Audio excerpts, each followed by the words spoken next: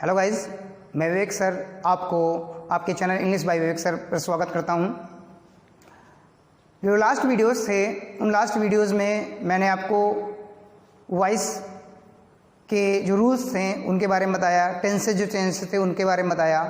अब जो आपको वीडियोस अवेलेबल होंगे उन वीडियोस में आपके यूपी टेट और जो अदर एग्ज़ाम्स हैं उन एग्ज़ाम से रिलेटेड जो एमसीक्यू है या जो स्पॉटिंग एरर्स हैं उनसे रिलेटेड आपको वीडियोस अवेलेबल होंगे। तो एक चीज़ ध्यान दीजिएगा कि अगर आपको वास्तव में कंपटीशन जो है उनको बीट करना है तो उन कंपटीशन को बीट करने के लिए आपको किस प्रकार से क्वेश्चन को कैसे उसके जो आंसर है कैसे सेलेक्ट करने हैं, इसके लिए आपको समझना है। तो आप ये मेरा जो वीडियो है पूरा वीडियो देखिए और उसे समझिए कि कैसे किसी भी क्वेश्चन में जो करेक्ट आंसर है उसे कैसे फाइंड आउट करना है। ठीक है, तो आते हैं हम सीधे एमसीक्यू क्वेश्चन जो है। जैसे कहा गया, पहला आपका सेंटेंस देखेंगे, हु नोज यू। सेंटेंस आपका क्या आया, हु नोज यू। ये एक्टिव वॉइस है, तो इसका जो पैसिव वॉइस फाइंड आउट करना है तो करेक्ट पैसिव वॉइस कौन सा होगा। अब जैसे सेंटेंस लिखा हुआ है, by whom are you known. पहला सेंटेंस लिखा है by whom are you known, दूसरा है whom are you known by, next है to whom are you known और अगला है हु आर यू नोन। क्या होता है, मोस्ट जनरली देखा गया कि जब हम एक्टिव वॉइस से पैसिव वॉइस में चेंज करते हैं तो जब भी हु आता है तो जो पैसिव वॉइस में चेंज करते थे तो क्या लगा लेते थे, बाय हुम का प्रयोग कर लेते थे। तो उसके अकॉर्डिंग ये बाय हुम होना चाहिए था। ठीक है, लेकिन एक चीज ध्यान दीजिए, ये भी बताया गया था कि जो नोन होता है, नोन के बाद जैसे नो है, नोन के बाद ये आपको बताया गया था कि जब नोन आता है तो नोन के साथ बाई का प्रयोग नहीं होता है। मैंने बताया था ओब्लाइज है, नोन है, तो नोन के साथ जब बाई का प्रयोग नहीं होता है तो सीधी सी बात है ये सेंटेंस हमारा कहीं से भी करेक्ट हो ही नहीं सकता है। याद रखिए, जब भी नोन का प्रयोग होगा पैसिव वॉइस में तो नोन के साथ टू का प्रयोग होता है। किसके प्रयोग होता है, नोन के साथ टू का प्रयोग होता है। जब नोन के साथ टू का प्रयोग होता है तो इसके अकॉर्डिंग, अब चूंकि ये आपका इंट्रोगेटिव सेंटेंस है तो जैसे बाय हुम नहीं होगा तो फिर वहां पे सेंटेंस क्या होना चाहिए, टू होम होना चाहिए। क्लियर, समझ में आया कैसे सेंटेंस क्या हुआ।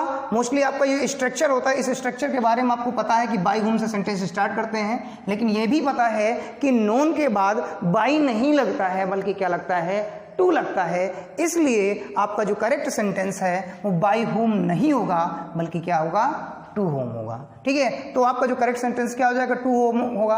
अब बात ये फंसती है कि ये बी और डी क्यों नहीं होगा। बी इसलिए नहीं होगा कि जो हुम है, हुम अकेले नहीं आता है। ठीक है, हुम का प्रयोग पैसिव वॉइस में जनरली ऐसे नहीं होता है, इसके साथ या तो बाय हुम लगेगा या फिर अदर कोई प्रीपोजिशन उससे पहले लगना चाहिए, इसलिए ये हो ही नहीं सकता। दूसरी चीज अगला देखेंगे, हु का प्रयोग जब पैसिव वॉइस में करेंगे तो हु का प्रयोग हुम में चेंज होता है और क्या होता है, या तो बाय हुम करेंगे या फिर जैसे आपके टू हुम हुआ तो टू हुम होगा। तो इसलिए हु के जब हु वाले सेंटेंस को हम पैसिव वॉइस में चेंज करेंगे तो हु का हु नहीं रखा जाता है। तो क्लियरली आपको समझ में आ गया। पहली चीज बाय हुम क्यों नहीं होगा, क्योंकि नोन के बाद किसका प्रयोग होता है, टू का प्रयोग होता है। सी वाला सेंटेंस आपका जो बी वाला सेंटेंस है वो रॉन्ग क्यों होगा, क्योंकि हु को जब आता है तो हु को चेंज करने पर या तो हम बाय हुम का प्रयोग करते हैं या टू का प्रयोग करते हैं, तो टू होम होगा ही नहीं। और हु का जो पैसिव वॉइस हु कभी होता ही नहीं है, तो इसलिए सीधे सीधे आपका जो करेक्ट सेंटेंस होगा वो टू होम होगा, क्योंकि जब बाय होम नहीं होगा तो सीधे सीधे हम टू से सेंटेंस बना लेंगे। नेक्स्ट आया व्हाट एज्यूम्ड यू। नेक्स्ट आया सेंटेंस व्हाट एज्यूम्ड यू।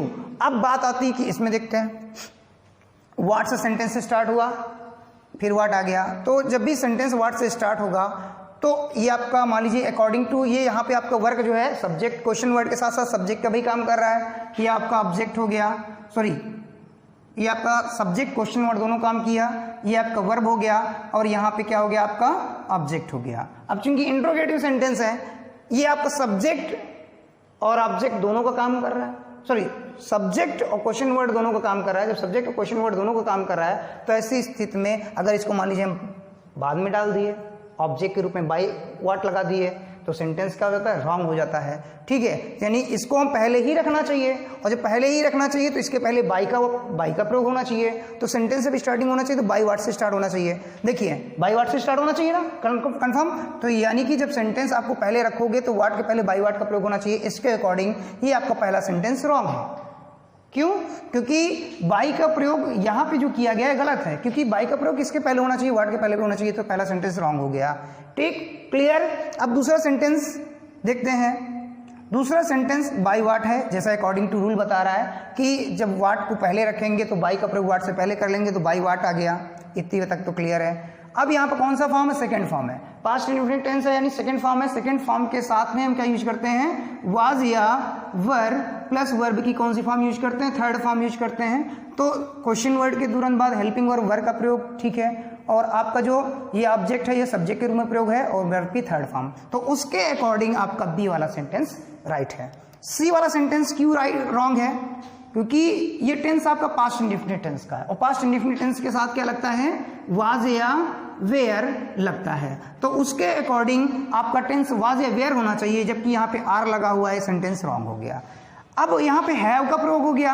आपने देखा कि हैव का प्रयोग कहीं से होना ही नहीं है, वाज या वेयर प्लस वर्ब की थर्ड फॉर्म यूज होनी है। तो हैव वाला सेंटेंस भी क्या है, रॉन्ग है। तो क्लियरली आपको समझ में आ गया व्हाट का प्रयोग। ये पहला वाला सेंटेंस क्यों रॉन्ग है कि व्हाट के पहले बाई का प्रयोग होना चाहिए था, व्हाट के पहले बाई का प्रयोग नहीं है, इसलिए रॉन्ग है। सी वाला सेंटेंस क्यों रॉन्ग है, क्योंकि ये सेकेंड फॉर्म है, सेकेंड फॉर्म के साथ में वाज या वेयर प्लस थर्ड फॉर्म लगता है। तो यहाँ पे वाज या वेयर नहीं बल्कि आर लगा हुआ है, तो रॉन्ग है। नेक्स्ट सेंटेंस आपने देखा कि यहाँ पे हैव का प्रयोग है, हैव तो लगेगा ही नहीं, तो इसलिए ये सेंटेंस भी रॉन्ग है। बी वाला सेंटेंस क्यों करेक्ट हुआ, समझ में आ गया होगा कि जब व्हाट आता है तो व्हाट मोस्टली ये क्या है, आपका सब्जेक्ट का भी काम कर रहा है, क्वेश्चन वर्ड का भी काम कर रहा है। अगर मान लीजिए हम इसको उठा के बाद में रखें तो यहां से क्वेश्चन वर्ड हट जाएगा। इसलिए इसको दोनों फॉर्म में रखने के लिए जैसे हु का प्रयोग करते हैं वैसे व्हाट का प्रयोग किया गया है। व्हाट का प्रयोग भी वैसे ही करना होता है, हु और व्हाट का प्रयोग एक जैसे ही करना होता है। जहां पे व्हाट आएगा तो वहां पे हम सेंटेंस को बाई व्हाट से प्रारंभ करेंगे, और चूंकि क्वेश्चन वर्ड हो गया तो हेल्पिंग वर्ब भी लगेगा। सेकेंड फॉर्म के स्थान पे वाज या वर लगता है प्लस वर्ब की थर्ड फॉर्म लगता है, इसलिए ये सेंटेंस आपका राइट है। नेक्स्ट तीसरा, he asked me to finish the work in time, ये सेंटेंस आया। इस सेंटेंस में अब पहला सेंटेंस कह रहा आई वॉज आस्क्ड दैट, एक चीज ध्यान दीजिएगा, आई वॉज आस्क्ड दैट। अब यहाँ पे टू लगा है।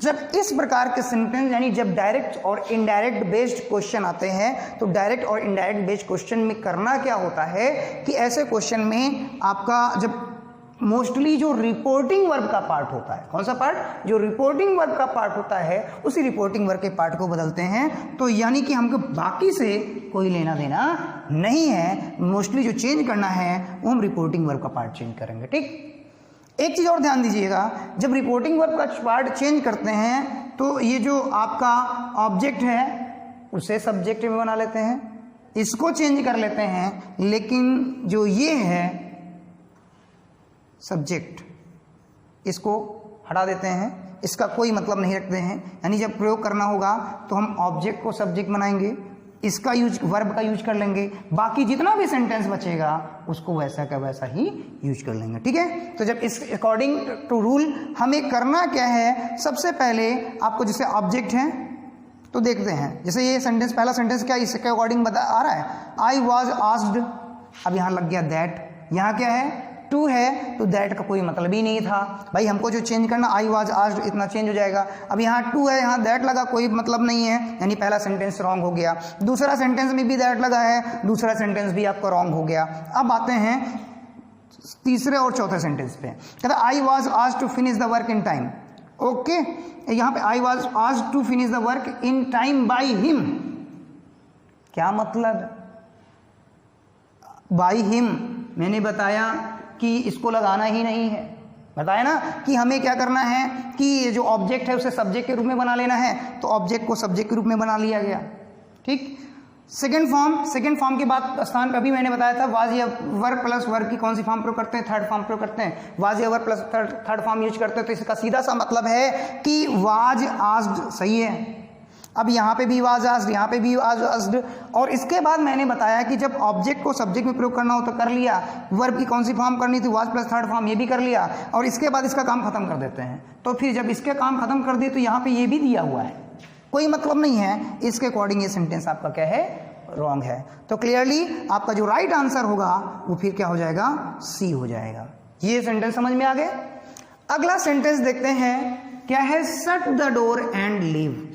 Shut the door and leave, एक चीज देखिएगा, वर्ब की फर्स्ट फॉर्म से सेंटेंस स्टार्ट हुआ, शट द डोर, ऑर्डर किया गया, क्या किया गया, ऑर्डर किया गया, और ऑर्डर, रिक्वेस्ट, एडवाइज्ड, ये सभी बातें किसमें होती हैं, इंपरेटिव सेंटेंस में होती हैं। किसमें होती है, इंपरेटिव सेंटेंस में होती है। तो इंपरेटिव सेंटेंस को, ऐसे सेंटेंस को दो तरह से बना सकते हैं, you are requested, you are advised, ऐसे भी सेंटेंस बनता है, या फिर लेट से सेंटेंस बन जाता है। तो चलिए ये देखिए, इसमें जो एग्जांपल्स दिए हैं वो लेट से बने हुए हैं। एक चीज आपको मालूम होगा, यहाँ शट है तो शट के फॉर्म क्या होते हैं, शट, शट, और लास्ट में भी थर्ड फॉर्म क्या होता है, शट होता है, ठीक है। तो अब जैसे पहला सेंटेंस आया, let the door be shut, let से सेंटेंस स्टार्ट होता है, क्या होता है, लेट, जब पैसिव वॉइस में चेंज करते हैं तो लेट प्लस क्या होता है, ऑब्जेक्ट जो होता है, object plus be plus verb की कौन सी फॉर्म, थर्ड फॉर्म यूज करते हैं। तो ये इतना स्ट्रक्चर होना चाहिए। देखिए इस स्ट्रक्चर पे कोई सेंटेंस आता है, लेट आता है भाई, लेट हो गया, ऑब्जेक्ट हो गया, फिर बी हो गया, और वर्ब की थर्ड फॉर्म हो गई, क्लियर। आगे लीव, एक चीज ध्यान दीजिएगा, इस सेंटेंस में टू टाइम्स का यूज किया गया ना, कि पहले शट द डोर, पहले क्या किया गया, यानी कि दो वर्क साथ में दिए गए, पहले क्या किया, शट द डोर, यानी उसको कहा गया कि दरवाजा बंद करो, एंड लीव, और जाओ, ठीक है। तो उसके बाद भी कह रहा है कि यानी शट द डोर, पहले कहा कि दरवाजा, तो late the door be shut, ठीक है, और आगे कहा चूंकि लीव ऑर्डर किया गया तो आगे सेंटेंस बन गया you are order to leave, और कहा गया कि तुम लीव कर दो। तो ऐसे सेंटेंस यू आर ऑर्डर्ड से भी बनते हैं। तो पहला बन let the door be shut and you are order to leave. तो इसके अकॉर्डिंग ये सेंटेंस आपका करेक्ट है। क्या है, करेक्ट है, क्योंकि बताया ना कि you are ordered, you are request, you are requested, you are advised to करके प्रयोग करता है। तो चूंकि ऑर्डर किया गया था इसमें, तो you are ordered to leave कर दिया गया सेंटेंस, ठीक है। ये पहला सेंटेंस सही था। दूसरे वाले सेंटेंस क्यों गलत हैं? पहली चीज हम आते हैं सटेड। सटेड क्या चीज है आपको मालूम है, शट तो ऑलरेडी थर्ड फॉर्म है, तो फिर सटेड की कोई आवश्यकता नहीं थी, इसलिए सेंटेंस पहले ही रॉन्ग हो गया। दूसरा late the door and you be left, इसमें भी कोई, अब यहाँ पे ध्यान दीजिए, यू बी लेफ्ट ये कौन सी वॉइस हुई, यू बी, यू के बाद बी लगा हुआ है। अब चूंकि ऑर्डर रिक्वेस्ट कुछ है ही नहीं है, तो इसका मतलब ये सेंटेंस रॉन्ग है। लास्ट वाले सेंटेंस पे आते हैं, लेट बी, लेट के तुरंत बाद बी का प्रयोग, और होता क्या है, लेट के बाद ऑब्जेक्ट होना चाहिए, फिर बी होना चाहिए, फिर वर्ब की थर्ड फॉर्म होनी चाहिए। तो लेट के तुरंत बाद बी का प्रयोग हो गया, ऑब्जेक्ट का प्रयोग नहीं, इसलिए ये सेंटेंस भी रॉन्ग है। तो क्लियर समझ में आ गया कि आपका जो ये वाला फर्स्ट वाला सेंटेंस क्यों करेक्ट है। ऐसे ही आपको क्या करना है, आपको करेक्ट आंसर उसको समझना है। लास्ट आते हैं, लास्ट देखेंगे, we are taught English here. अभी तक के जो सेंटेंसेस आपने देखे वो आपके एक्टिव वॉइस में थे और उनको पैसिव वॉइस में चेंज किया, करेक्ट आंसर चुना। इस पर थोड़ा सा निगाह डालिए। वी आर, आपका जो बी वर्ब यूज किया गया, बी वर्ब के साथ कौन सा फॉर्म यूज किया गया, थर्ड फॉर्म यूज किया गया। आपको मालूम है कि बी वर्ब के साथ थर्ड फॉर्म तभी यूज होता है जब सेंटेंस आपका पैसिव वॉइस में होता है। ऐसे जनरली एक्टिव वॉइस में बी वर्ब के साथ आईएनजी फॉर्म यूज किया जाता है, लेकिन यहाँ पे थर्ड फॉर्म यूज किया गया, और थर्ड फॉर्म तभी यूज होता है बी वर्ब के साथ जब सेंटेंस आपका पैसिव वॉइस में है। यानी कि आपका ये जो सेंटेंस है सीधे सीधे आपको समझ सकते हैं कि किसमें है, पैसिव वॉइस में है। तो इसका मतलब है कि जब ये पैसिव वॉइस में है तो अगले जो सेंटेंस बनने चाहिए वो आपके एक्टिव वॉइस में बनने चाहिए। करेक्ट। देखिए थोड़ा सा एग्जांपल देखते हैं। A teacher teaches English, a teacher teaches us English here. दूसरा है English is taught here, a lady teaches English here, you teach us English here. ठीक, ये वाला सेंटेंस पूरी तरह से रॉन्ग। क्यों wrong? Is plus third form. अब जब ऑलरेडी ये पैसिव वॉइस है तो ये भी तो पैसिव वॉइस हुआ। तो जब पैसिव वॉइस है हमको चेंज करना एक्टिव वॉइस में, तो ये तो पैसिव वॉइस है, एक्टिव तो बनेगा ही नहीं। क्लियर। दूसरा आते हैं, कहता है a teacher teaches us English. अब टीचर ये ले लेते पहले वाला sentence, a teacher teaches us English. तो इंग्लिश कोई ना कोई टीच करेगा। कौन टीच करेगा? टीचर टीच कर रहा है, तो उसके अकॉर्डिंग आपका ये सेंटेंस करेक्ट होगा। ठीक है, तो यानी पहला जो सेंटेंस होगा वो करेक्ट होगा। ये अब सी वाला क्यों नहीं आ रहा? A teacher, a lady teaches us English here. A lady कौन टीच कर रहा है? तो मोस्टली उसके अकॉर्डिंग लेडी और टीचर के अकॉर्डिंग अगर जो करेक्ट, जो मोस्ट फोकस करेगा तो सेंटेंस किस पे फोकस करेगा? लेडी पे कि टीचर पे? तो सीधी सी बात, हम टीचर को फोकस करेंगे। अगर यू टीच अस इंग्लिश, तो यहाँ पे भी इसको ना छोड़ के जो मोस्ट सुटेबल आंसर होना चाहिए वो आपका फर्स्ट वाला होना चाहिए। तो आई होप आपको जो ये वीडियो है, इस वीडियो में कैसे सेंटेंस को फाइंड आउट करना है, यानी जो करेक्ट आंसर है उसे कैसे सेलेक्ट करना है, ये आपको समझ में आया होगा। और साथ ही साथ मुझे आशा है कि आपको जो वीडियो है और इसका जो एक्सप्लेनेशन है वो आपको अच्छे समझ में आया होगा, पसंद आया होगा। तो अगर आपको ये वीडियो पसंद आया है तो इसे लाइक करें और ज़्यादा से ज़्यादा शेयर करें अपने फ्रेंड्स को, अपने जो फैमिली मेम्बर्स हैं, अपने जो नेबर्स हैं उनको, ताकि जो उनके जो कॉम्पिटिटिव एग्जाम्स हैं उन कॉम्पिटिटिव एग्जाम्स के अकॉर्डिंग उनको ज़्यादा से ज़्यादा वीडियोस अवेलेबल हो सकें और उन जो मैटर है वो अवेलेबल हो सकें। और अगर आप मेरे चैनल पर नए आए हैं तो सब्सक्राइब करें और साथ ही साथ बेल आइकन दबाना ना भूलें, ताकि जो आने वाले वीडियोज़ हैं वो आपको सबसे पहले मिले। Thank you.